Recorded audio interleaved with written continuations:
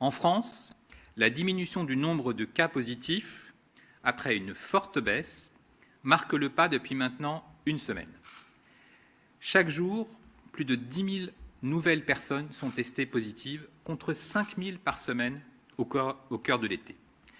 Nous devons être vigilants devant cette évolution récente, mais nous sommes encore loin de l'objectif de passer sous la barre des 5 000 cas par jour. Les tests antigéniques sont ainsi pris en compte chaque jour dans le décompte des nouveaux cas. Ils seront intégrés dès demain dans l'ensemble des indicateurs. Cette stabilisation touche de façon presque uniforme l'ensemble du territoire métropolitain. 5 régions enregistrent encore une faible baisse, les Hauts-de-France, l'Île-de-France, la Nouvelle-Aquitaine, la Normandie et Provence-Alpes-Côte d'Azur. 6 ont une tendance en plateau, Auvergne-Rhône-Alpes, Bourgogne-Franche-Comté, Bretagne, Centre-Val de Loire, Pays de Loire et Corse, et 2 observent une tendance légèrement ascendante, Grand Est et Occitanie. Le taux d'incidence demeure supérieur à 100, voire 150 dans de nombreux départements, tout particulièrement en Grand Est, Bourgogne-Franche-Comté et Auvergne-Rhône-Alpes, et dans le Sud-Ouest.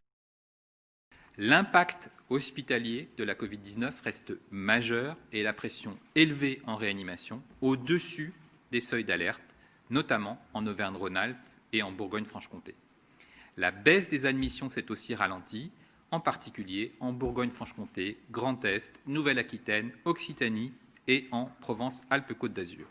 Aujourd'hui, 26 365 malades de la Covid sont hospitalisés, dont 3 198 en réanimation.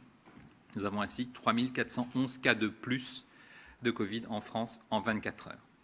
La saison hivernale sera très difficile. En effet, nous vivons davantage à l'intérieur.